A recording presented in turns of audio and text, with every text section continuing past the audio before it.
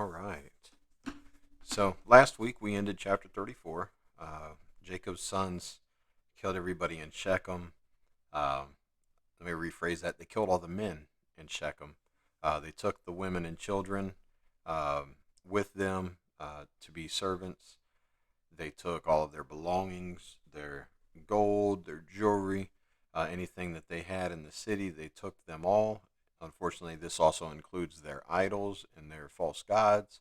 But they took everything. They pillaged the city. Um, and Jacob seemed upset because he was afraid that the other cities around would hear about it and unite uh, and attack him. Um, so his priorities aren't where they need to be either. He's upset for the wrong reasons, and he also is not trusting God. So let's pick up. We're going to turn to Genesis chapter 35, and we'll start right there at verse 1. God said to Jacob, "Arise, go up to Bethel and dwell there. Make an altar there to the God who appeared to you when you fled from your brother Esau." Right? So he didn't just tell Jacob to travel to Bethel. He told him to dwell there. Right? He didn't say just pass through. He said dwell there. He wants them to live there. Okay? It's where he would live for years. Okay? So Jacob said to his household and all who were with him, "Put away the foreign gods that are among you and purify yourselves and change your garments." So we have all of these false gods and idols that they just pillaged from Shechem. And don't forget, Rachel still has her father Laban's idols with her, right? So uh, Jacob is saying, get rid of all of it. Purify yourselves. Put clean clothes on.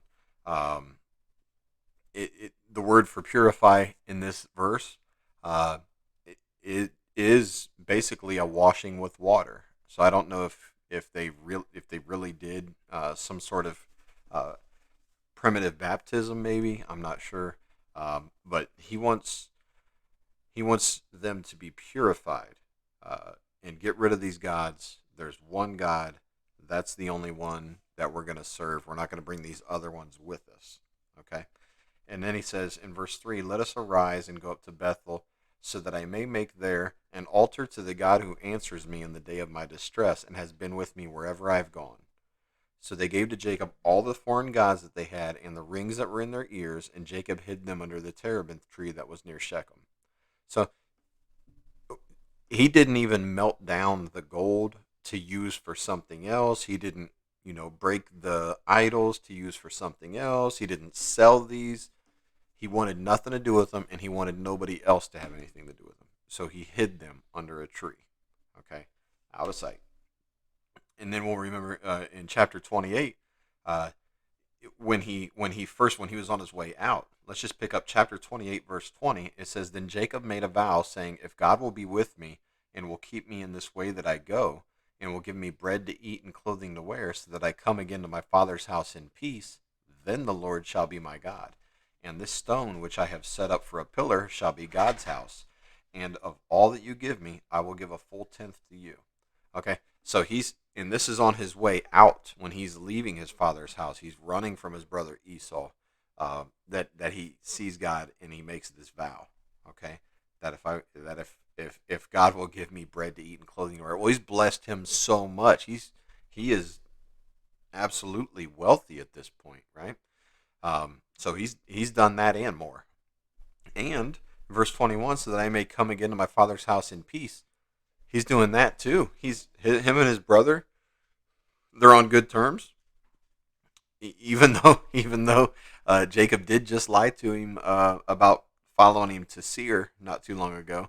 Uh, same old Jacob, I guess. But they are at least at peace. Esau is doing very well himself. He doesn't hold apparently hold a grudge against Jacob. They seem to be just fine. So he is coming back in peace, and he is coming back blessed with a lot of possessions. So it's time for him to keep up his end of the bargain, right?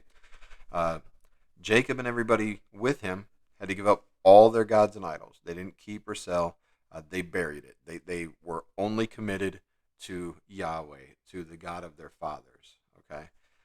In verse 5, And as they journeyed, a terror from God fell upon the cities that were around them, so that they did not pursue the sons of Jacob. Right? So he was afraid that these other ones might attack him. Uh, God protected him, and we see that later on. We'll see that in Kings and Chronicles and other places where the where God instills a supernatural fear, in these places don't want anything to do with attacking Israel, and God protected him in this way. Verse 6, and Jacob came to Luz, that is Bethel, which is in the land of Canaan, he and all the people that were with him. And there he built an altar and called the place El Bethel, because there God had revealed himself to him when he fled from his brother. So when he was first leaving, and he set up that pillar, he named it Bethel, right? Which means house of God. Remember, he said, because surely God is in this place, like specifically this spot of land, right? Well, no. God told him he was going to go with him, right? God was with him the whole time, and he recognized that, and Laban recognized that God was with Jacob even while he was out there.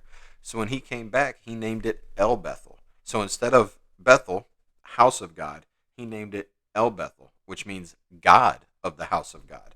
So instead of recognizing that spot of land, he's recognizing the God of that spot of land. uh, it takes the importance from the land itself and puts it where it should be, which is on God. Okay? And that's what's special. Not the land, the Lord. Okay? Verse 8, and Deborah, Rebekah's nurse, died, and she was buried under an oak below Bethel. And so he called its name Alan Bakuth. So there's not very many women in scriptures. I guess point one, there's not very many women in scriptures compared to the amount of guys. Period. Point two, the deaths are generally not listed. It's rare. So it is significant that Deborah is specifically listed here, right? Um, so why? That's what we're asking, right? Why is Deborah and her death listed here? It's kind of a verse 8's just kind of thrown in there, but it's there for a reason, right? We know that when Rebekah sent Jacob away to live with Laban, that she said, she'll send after him in just a few days, right? But she knew it was 500 some miles, so she knew it was going to be longer than a few days. Uh, but I'm sure she thought that, it would still not be that long, not too long of a time, maybe some weeks or months, or maybe even a few years, and then he'd come back and everything would be fine, right? Well, it didn't work out that way. And it seems that Rebecca actually died while Jacob was gone, and Jacob never had a chance to mourn his mother properly, right? He didn't see her again. Um, so Rebecca, his mom's nurse, the nurses back then, it's a wet nurse, so she would help with the nursing when there's multiple children. So it's likely that she would have helped nurse Jacob or Esau, or maybe both. And she would have been like a second mom to Jacob. So it would have hit him pretty hard. So given that, plus the fact that he couldn't mourn his own mother's death, um, seems like he probably mourned Deborah's death with the same sorrow that he would have mourned his own mother. Um, and the tree, he named the tree Alan Bakuth, and that means oak of weeping.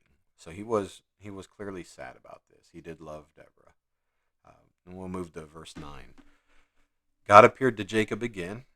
So this is kind of God is going to reinforce the promise back to Jacob again. Verse 9, God appeared to Jacob again when he came from Paddan Aram and blessed him. And God said to him, your name is Jacob. No longer shall your name be called Jacob, but Israel shall be your name. So he called his name Israel. And God said to him, I am God Almighty, El Shaddai. Be fruitful and multiply. A nation and a company of nations shall come from you, and kings shall come from your own body. The land that I gave to Abraham and Isaac I will give to you, and I will give the land to your offspring after you. Then God went up from him in the place where he had spoken with him. And Jacob set a pillar up in the place where he had spoken with him, a pillar of stone. He poured out a drink offering on it and poured oil on it. So Jacob called the name of the place where God had spoken with him Bethel. A couple of interesting things here. So, verse 9 starts right at God appeared to Jacob again. It does not say in a dream. It does not say in a vision. It says God appeared to Jacob again. Okay, so we have to think that between that and verse 13, where it says, then God went up from him in the place where he had spoken with him, that this was a physical appearance of the Lord to Jacob, face to face. So that is another instance where we see the second person of the Trinity, the pre-incarnate Christ, right? The Who we would later be known as Jesus in a different body. But this is the Lord come in human form to talk to Jacob. Um, and he reaffirms this promise that he had given to him before. There's a lot of things where he talks about a nation and a company of nations shall come from you. Yeah, a nation of Israel, right? And then it turns into all these. We end up with a company of nations. It splits and it recombines and it splits, and that's going on. But to an even larger extent, it could mean the multitude of nations as far as the believers then, because um, after Christ, in New Testament believers are Israel, right? We're all the children of God now. We've been grafted in, right? We've been grafted in. So there's a lot in that passage. Picking up at verse 16, then they journeyed from Bethel. When they were still some distance from Ephrath, Rachel went into labor, and she had a hard labor. And when her labor was at its hardest, the midwife said to her, do not fear, for you have a son. And as her soul was departing, because she was dying, she called his name Benoni, but his father called him Benjamin. So Rachel died, and she was buried on the way to Ephrath, that is, Bethlehem. And Jacob set up a pillar over her tomb. It is the pillar of Rachel's tomb, which is there to this day. So hundreds of years later, when Moses is writing this, that stone is still there.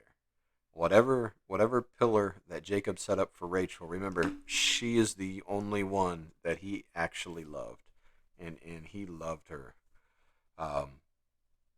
so much that working 7 years was no time, right? So he heartbreak after heartbreak for Jacob. Rachel said, give me children or I'll die. But God, in his mercy, kept her from having children until the appointed time. And then when she had Joseph, she said, I need another. And that was that was the cause of her death. A couple interesting notes.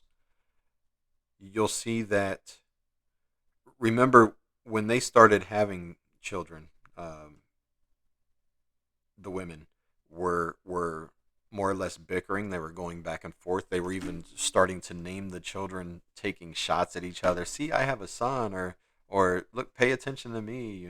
I'm the one giving you children. And the women named all of the children, all the way down till here. Okay. Rachel did name this child Benoni.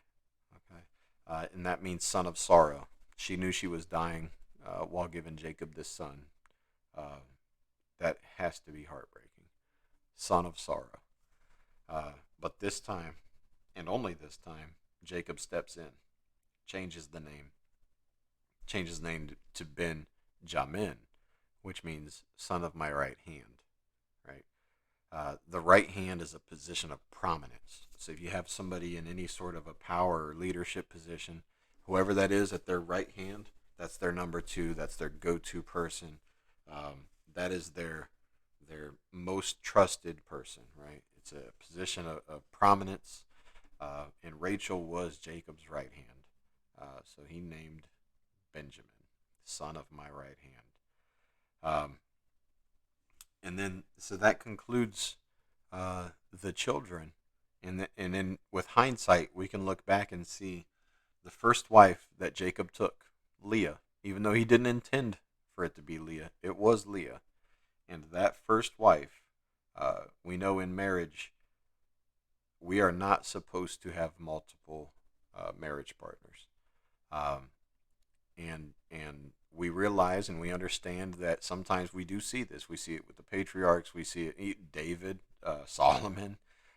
We see it, but we never see it blessed by God. Okay.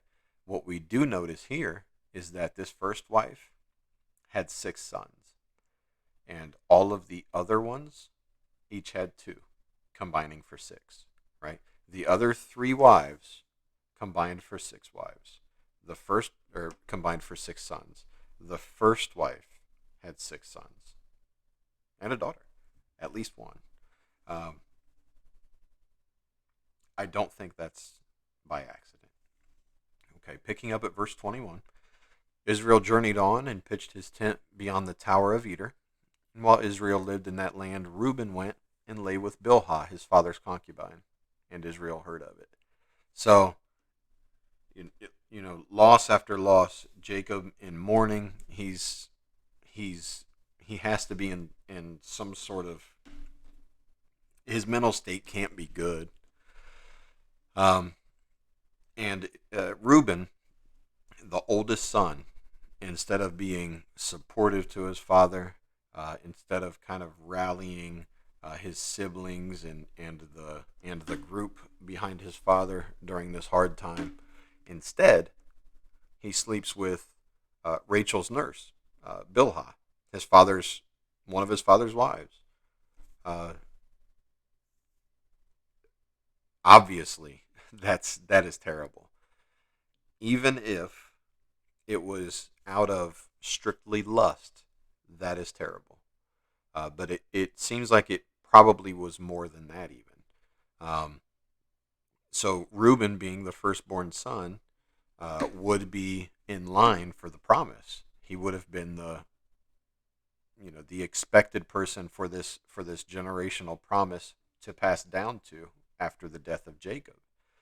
But it seems like he was making a statement. So in that culture, you sleep with somebody's wife, you're basically taking their position. You take their possessions, you take their position. And he wanted to secure himself as the heir. He wanted to make himself the leader of this group. He took his father's wife.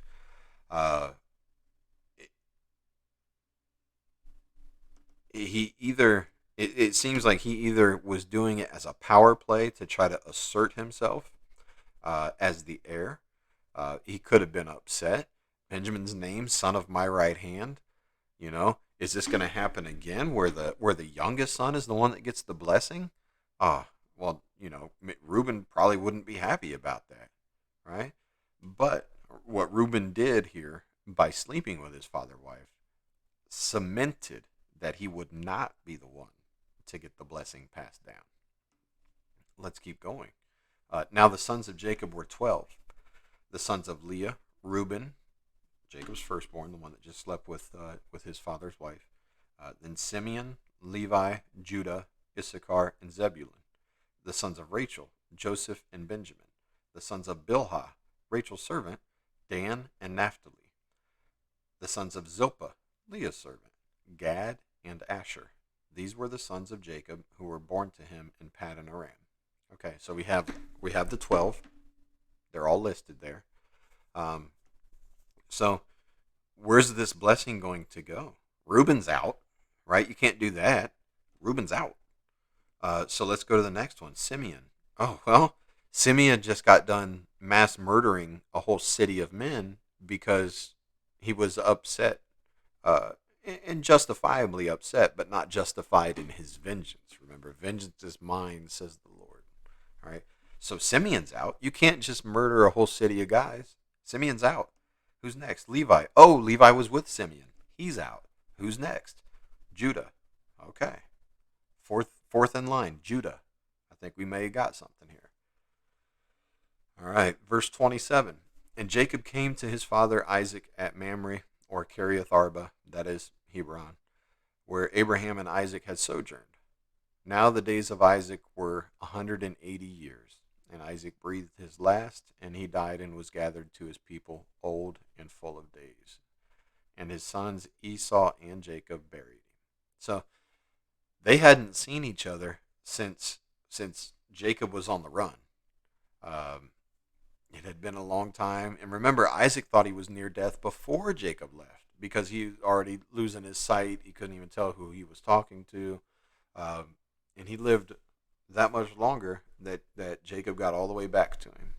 Okay, um, there was probably a lot of crying. Picture the return of the prodigal son, something like that.